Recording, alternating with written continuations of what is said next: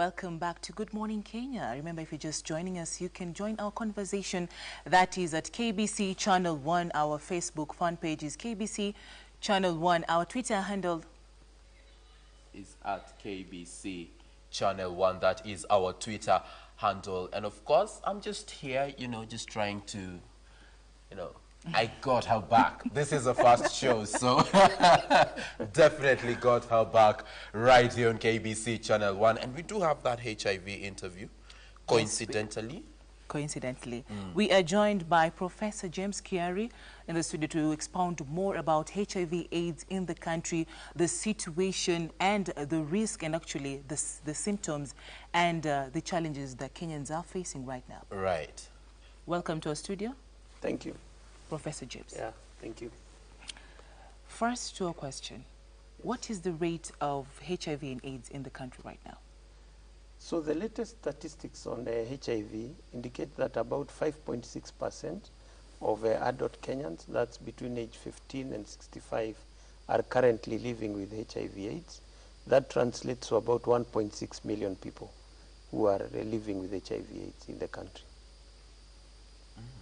And that's interesting, Professor. And of course, you've been involved in research in terms of HIV prevalence and yes, HIV-related matters. What do you think? Because statistics seem to suggest that it's like we are retrogressing. The gains we had made earlier, if recent reports are to go by, are somehow getting eroded. What is the cause of this? There are many things. We've done quite a lot of research. My main research area has been the risk of sexual transmission of HIV, and also looking at HIV prevention generally. I think if you go by the statistics, we may not say that we have retrogressed, but I think progress has not been as fast as one would have expected. The HIV prevalence dropped from levels which were about 10% in the 90s. And this dropped maybe about 5-6 years ago. We were now at levels of about 6%, and this has now remained stable. So what shows is that we are really not making progress. Mm-hmm. We are not moving forward in eradicating the epidemic. Oh, that's interesting. Vivian? What could be the symptoms of HIV and AIDS? The symptoms of HIV, as you know, HIV is a very prolonged chronic disease, and initially patients actually do not experience any symptoms. The patients start experiencing symptoms when the immunity goes down, which can take anywhere between 8 to 15 years after the initial infection. And usually the first symptoms are just frequent minor illness, which often do not take the patients to hospital. And as the disease progresses, then they may have more serious illness, like prolonged cough, weight loss, diarrhea, and so on. And terminally, patients may now experience fairly serious symptoms like cancers and tuberculosis and so on. Oh. So owing to the fact we've had 2 weeks ago, we had a report suggesting that some counties are not doing so well.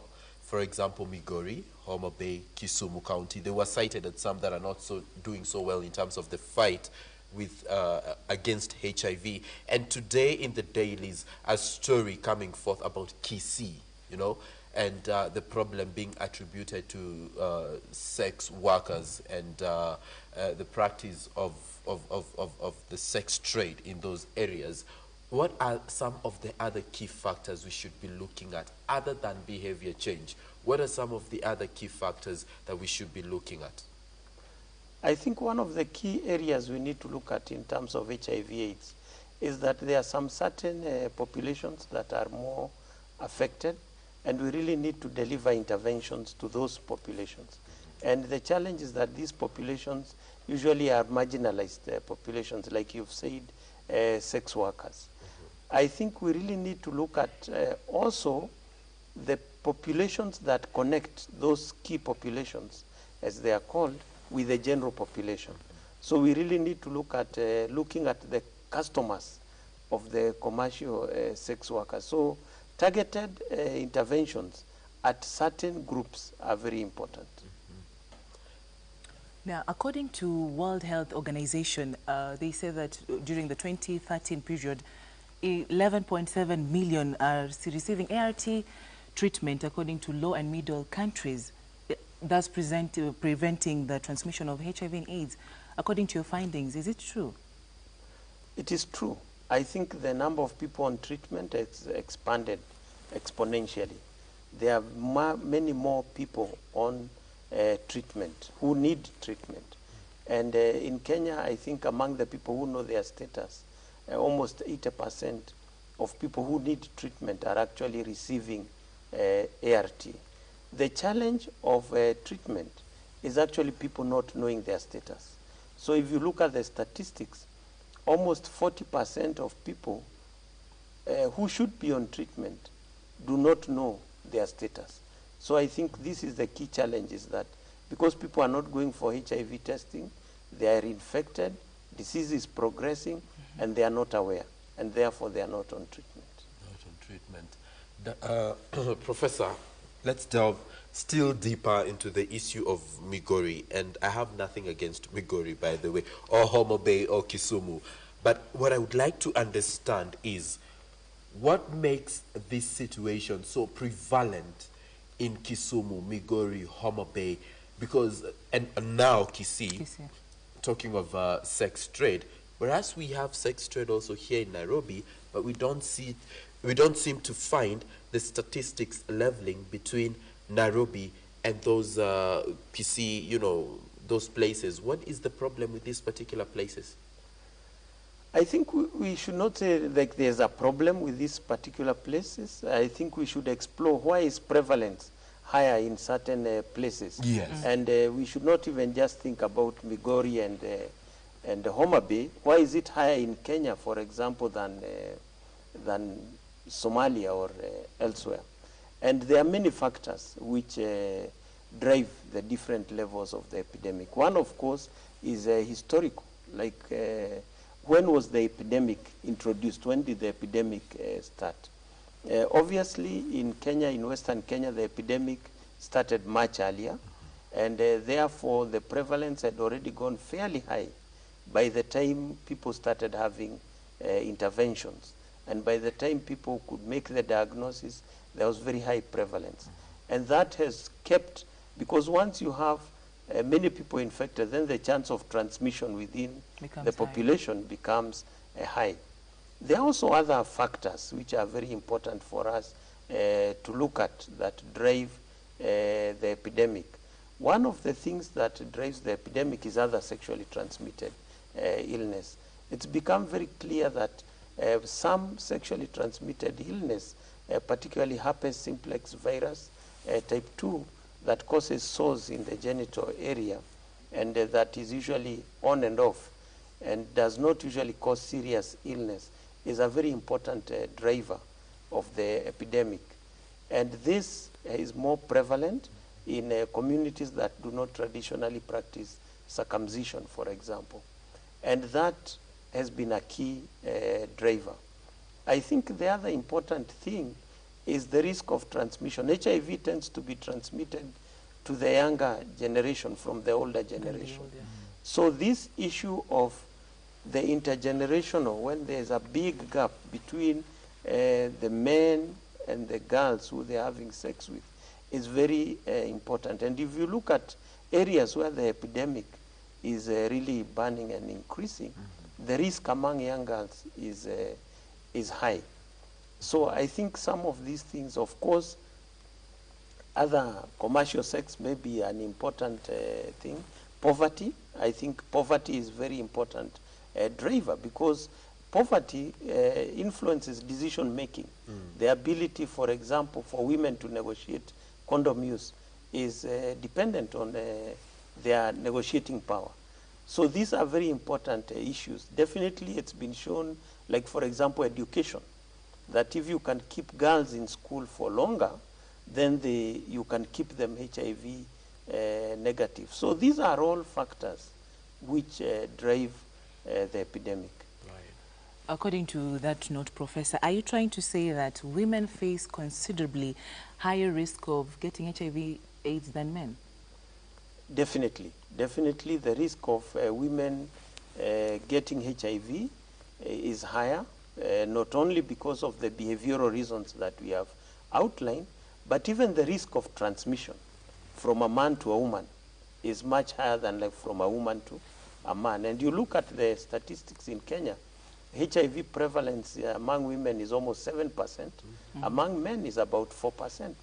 If you look at the youth, 15 to 24, the rate of HIV among the girls is about 3 times that among the boys. So really definitely high. women are at a greater risk of infection. Professor, you spoke about generational gaps, and you spoke about the relationships at times that exist between the young and the old. And I remember previously, before the current statistics that we're looking at, previously, statistics, alluded to the fact that the prevalence rate is higher among married couples than in the young people, because young people took condom use as swag. So they embraced it. It was something, trendy and all. But among the Mpango wa Kando syndrome, you remember that whole campaign, Yes. it suggested that the prevalence is high amongst the married people. How are we doing currently as far as that is concerned? Is the situation the same? I think we've really not been able to address that situation. I think bringing condom use in these extramarital, non-commercial relationships among people who consider themselves to be in a stable relationship but are not married and who do not know each other's status, condom use in those relationships is still fairly low. And in fact, the statistics in Kenya indicate that transmission is most common among these kind of couples.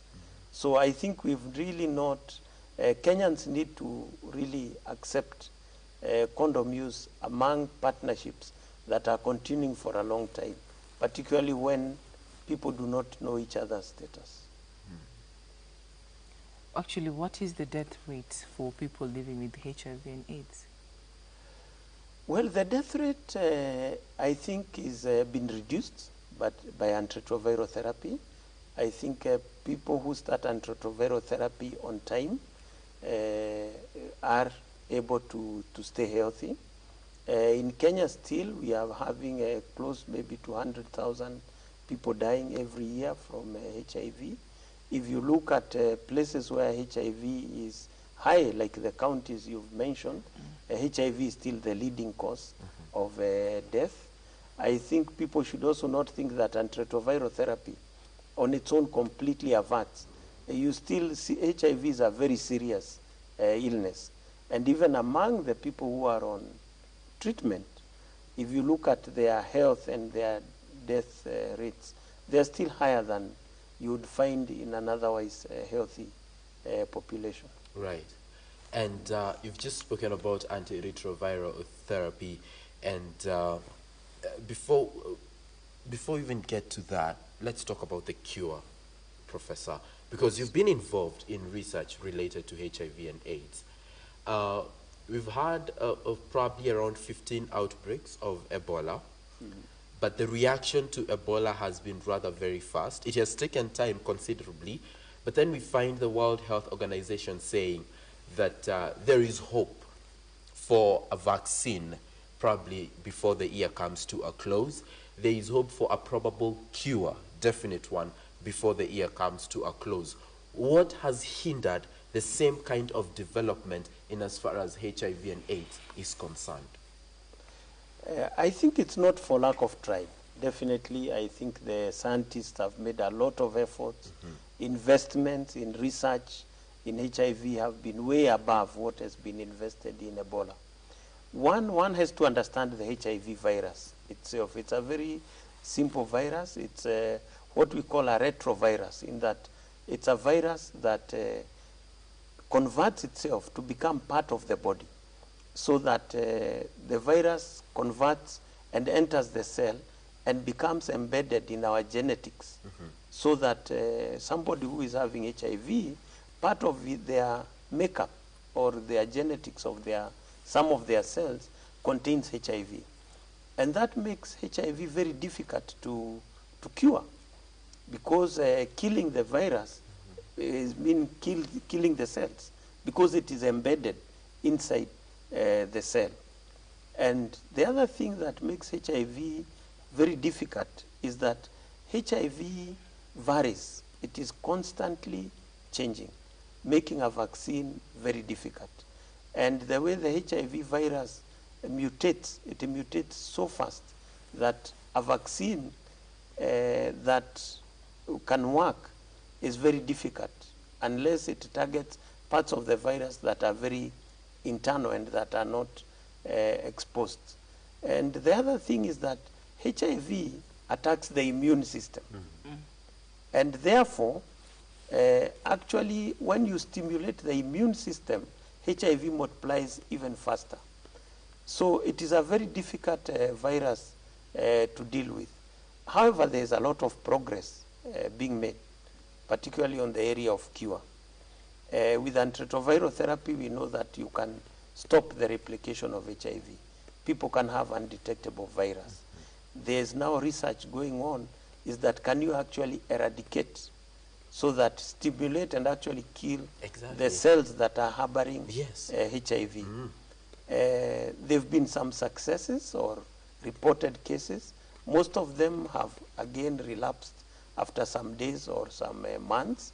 And the reason is that HIV hides in some cells that divide very slowly, particularly in the nervous system. So that these cells divide after many months. So, and it's very difficult to eradicate and HIV. The virus is embedded in the cells. It's embedded in those cells. So you cure today, months or weeks down the line, the thing reappears again. It reappears again. But there's a lot of research. There's a lot of research looking at the possibility of a cure of HIV. And I believe down the line, it will be possible to cure HIV. There's also a lot of research going on around the issues of vaccine, and hopefully that it will be, we will find a vaccine. But the way the virus is I think what has made it difficult to get a cure or a vaccine. Yes. Professor James, in June 2014, the Ministry of Health published a report to strengthen HIV and AIDS prevention, their goal being to reduce infections by 0% by the year 2030. Do you think that this is going to be manageable? I think it is achievable. It is achievable, but it will be achieved if there is very concerted and very concerted effort. I think one of the key areas we have to look at are what we are calling the key populations, which, as we said, are sometimes marginalized. We need to look at what we can do for the sex workers. Of course, the other thing is treatment. Treatment is